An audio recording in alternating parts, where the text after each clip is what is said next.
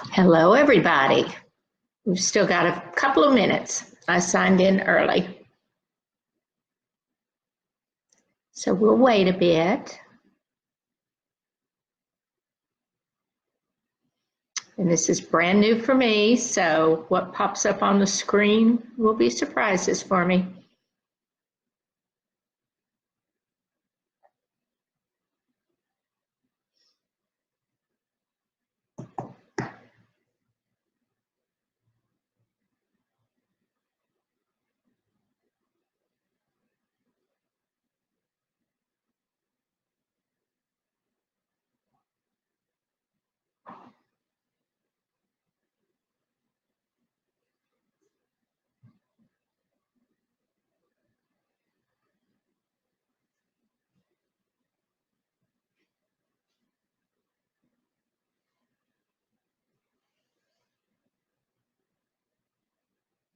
Donna Summers, hello.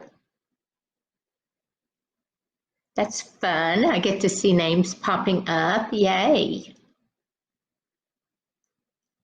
I was going to try it without my glasses, but then it would just be a blur.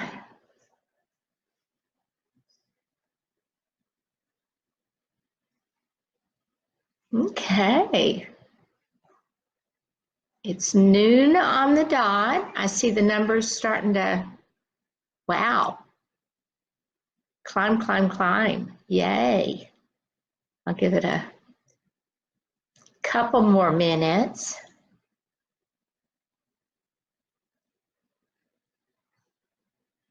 Good to see you on there, Donna. We need to catch up. Hello, Evelyn. Good afternoon. Oh, Erna. Hello.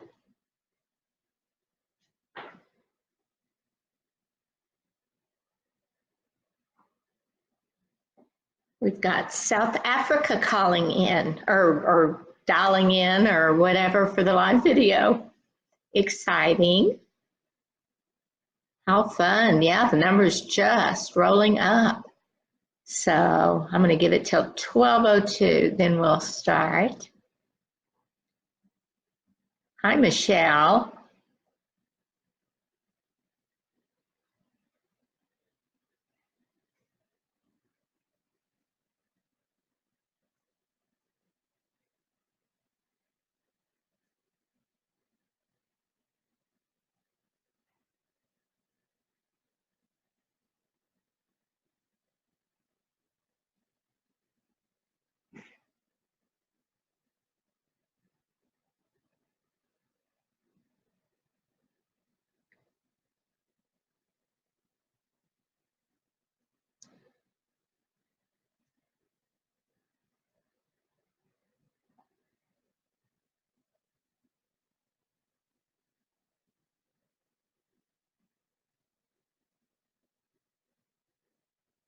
Okay, so why don't we get started?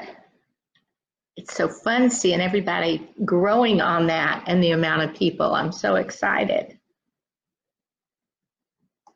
Okay. Well, thought this very first live we're doing for CMSA, Facebook Live, and I want to thank Deanna Gillingham and Ann Llewellyn encouraged me to do this at conference in Vegas week before last. So I always love suggestions and something new, and my communications staff, Brianne and Monica, have been talking about this forever. And so with that added boost at conference, I thought, let's go for it.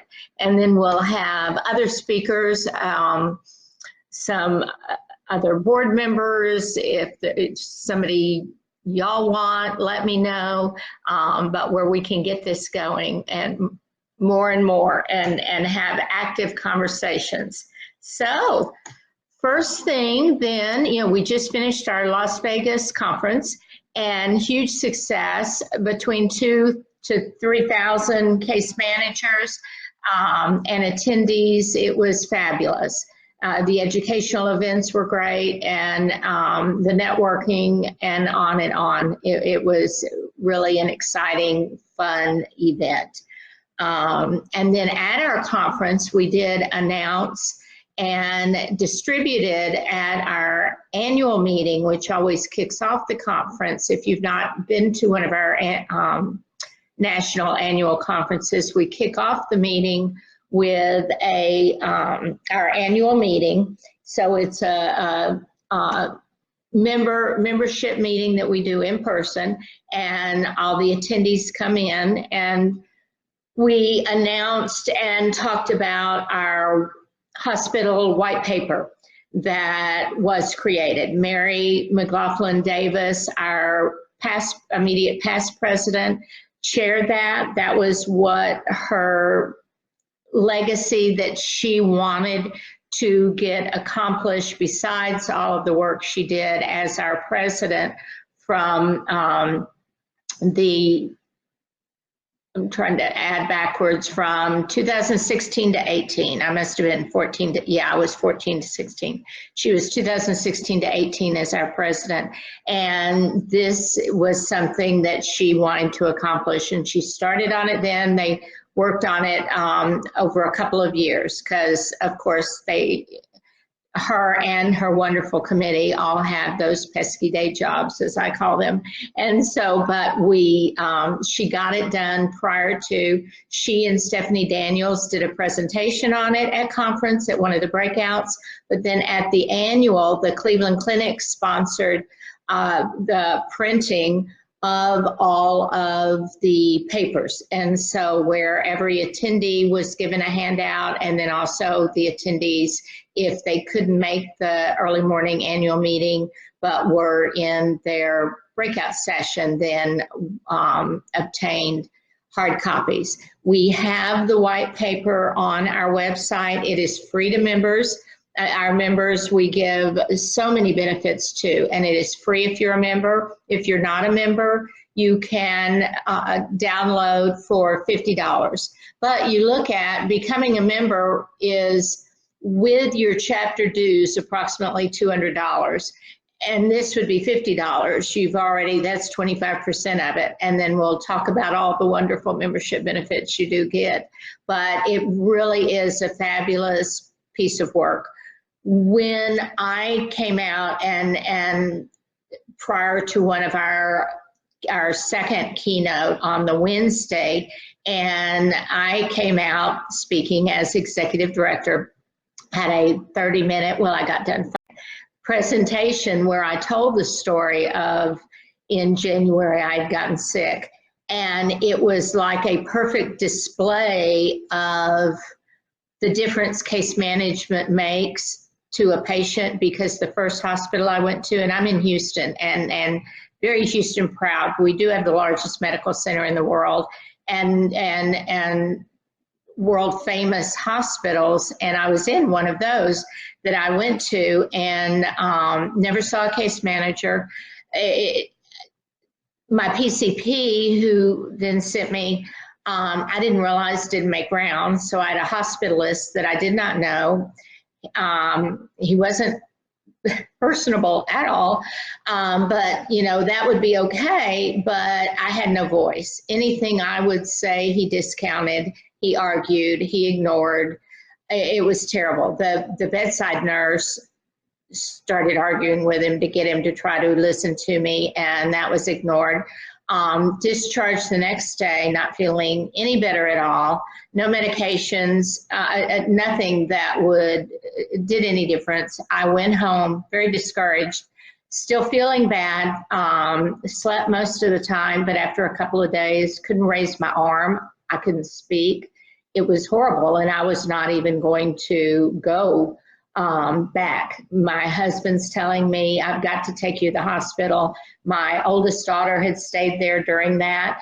During the time I was in the hospital, she came from Austin and went with, she's saying I need to, and I'm arguing. And then a girlfriend of mine, Becky Perez, called and to check on me, and I kind of was able to get out enough to tell David, you know, ask Becky if she thinks I need to go to the hospital, I'll go. I was very choppy, and I said I couldn't speak. I couldn't even think. And she told him to get my, you know what, to the hospital immediately. And so I begrudgingly said, okay, but then I had him call my middle daughter, Lindsay, who's a pediatric dentist, and just to let her know I'm going. And she said, and he said she is not wanting to go, and she's really worried about going back to the hospital. And she, where my foggy brain was thinking no other options, because then I am the patient again, and being the patient, I tried to case manage in the first hospital. I requested a case manager every hour, never got one. I had family member go and find the office and take my cards there. Nothing. I received no discharge instructions. It was horrible. Well, I'll get back to as it's starting to climb back. But yes, this hospital experience where no one could even find a case manager, but left my card everywhere, and already had been telling them with the nurses station and anyone we saw, left them all over the office. My cards still never came, never saw, never had an assessment done, had a doctor who just was very unattached. And I was a patient with zero voice. It was absolutely horrid. And so but when I went home, and I think I cut out before this, went home, within a couple of days, I was so bad, I couldn't talk, I couldn't lift my arm, I couldn't do anything, because I was given no discharge instructions, and went home with nothing, and didn't want to go back to the hospital. And so finally, I agreed through different friends had called and to check on me, and Becky Perez called to see how I was doing, and I mumbled and asked David to ask her, should I go to the hospital, back to the hospital, that I don't want to, but I mean, I could hardly get it out, but finally, and she told him, yes, get her there.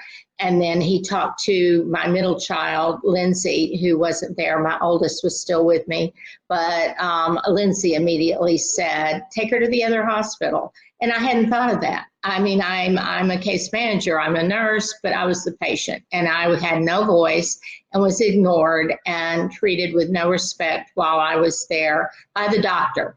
And he was the only one I saw except for the bedside nurses, and they were wonderful, but it was terrible. And I even saw my PCP after I got home when she knew nothing about it. He did no communication whatsoever. All she got was what I told her. But I ended up going back, and Lindsay said, take her to the other hospital. We went to that one, and there was a case manager there immediately in the ER. Every step of the way was a case manager.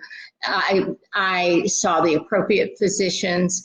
I had physical therapy evals, but by then it was because they found my potassium was at a death level, and at that point it was 1.1 when I got in, and I'd had a baked potato because they were eating supper, and I knew I couldn't eat the steak they had made and whatever, my husband and Shannon, and so but ate the baked potato and not knowing. And then, you know, baked potatoes are so full of potassium that had brought it up to that point. And so it was just horrid. And they were appalled that my potassium either wasn't ever checked, or if it was ignored.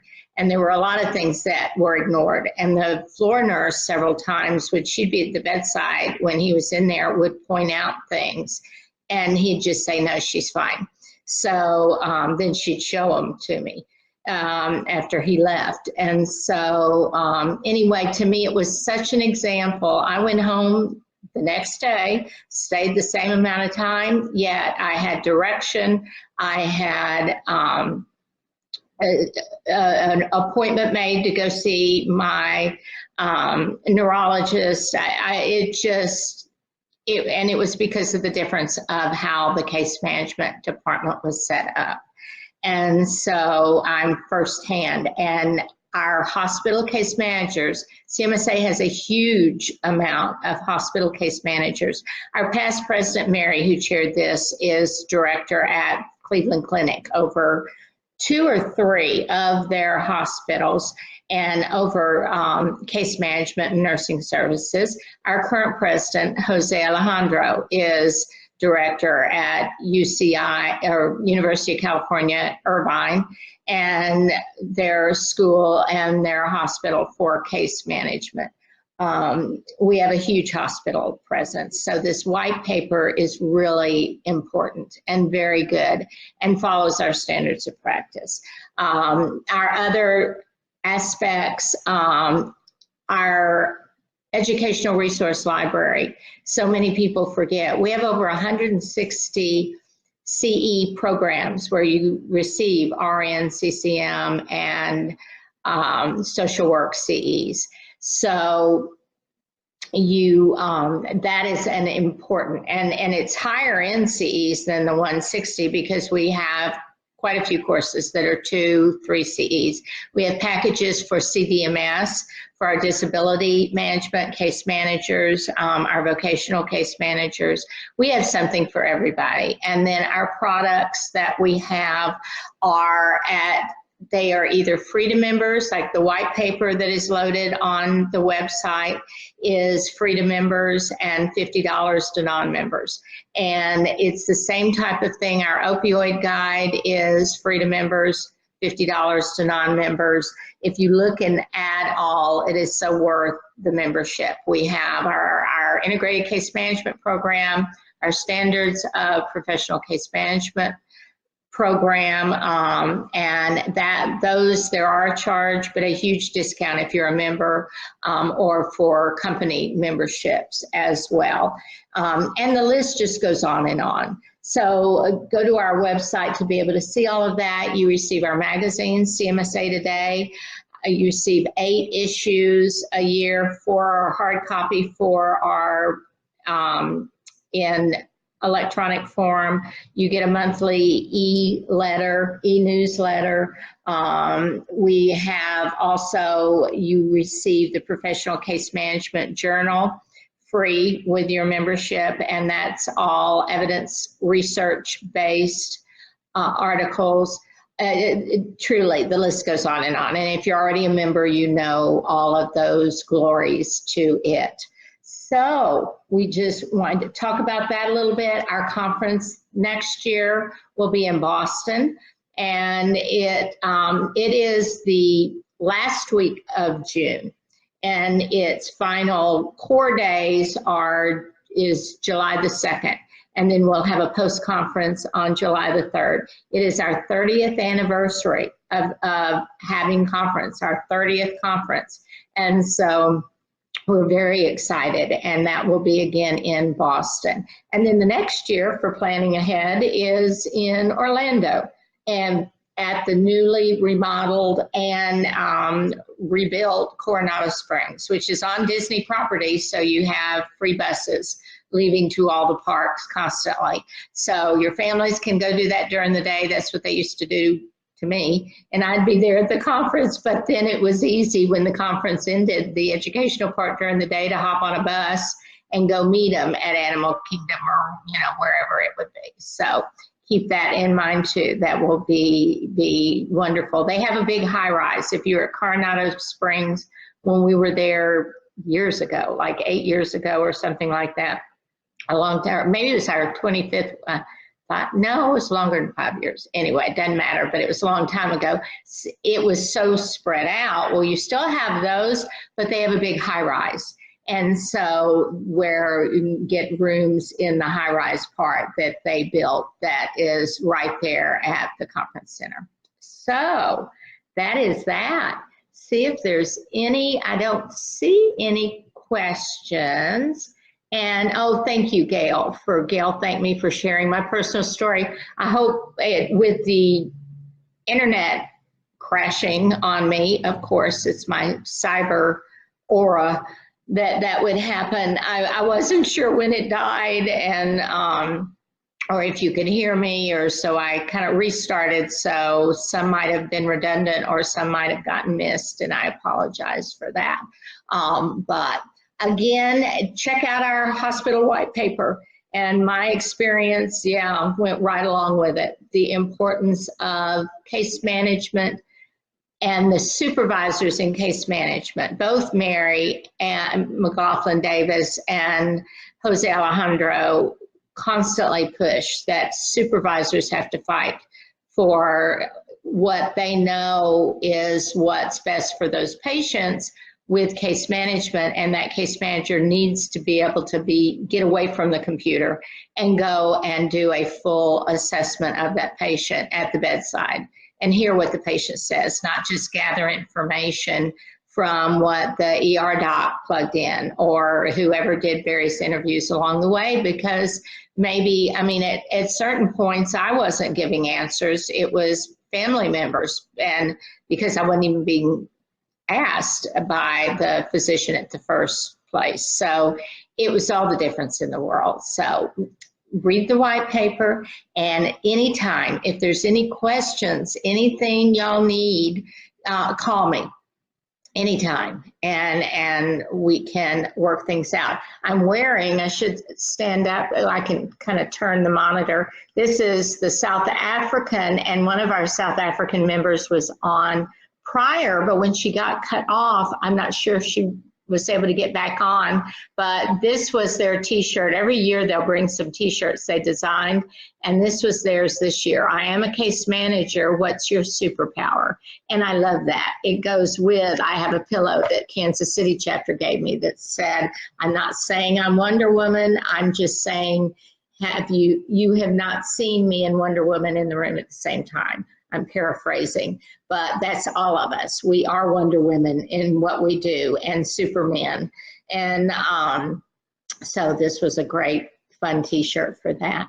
So I think we'll close it so you can get some lunch and get back to work. I apologize for the technical difficulties.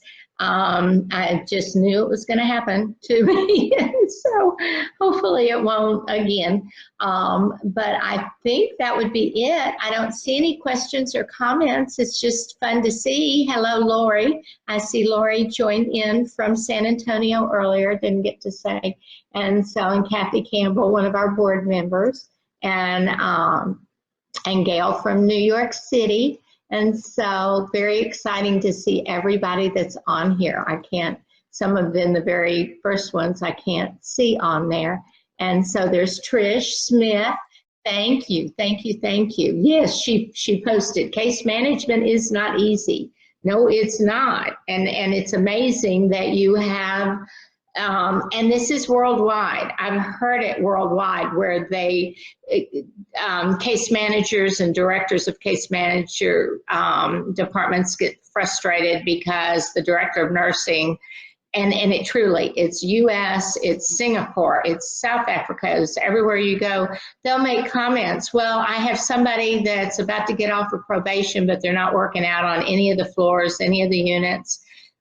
Doing floor nursing, they won't work at all. Instead of just firing them or letting them go, let's give them to case management. They'll probably just be fine there.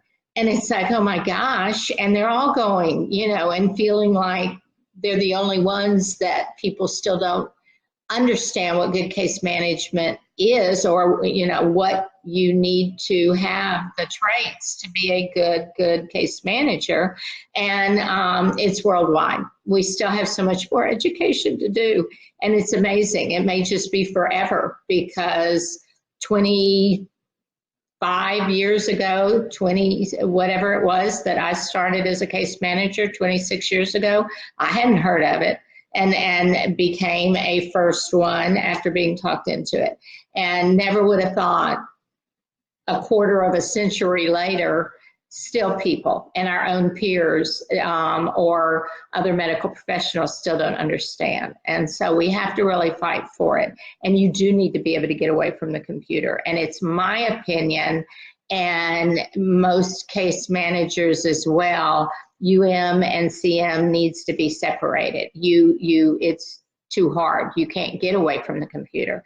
And usually, if you're the personality that loves the UM, wants to be at the computer, doesn't want to go to the bedside, and has a little more trouble communicating, you know, is shyer, doctors may scare them a bit, well, then that's a great fit, and you're happy there. You're going to do a better job when you're happy at your job. It's just human nature.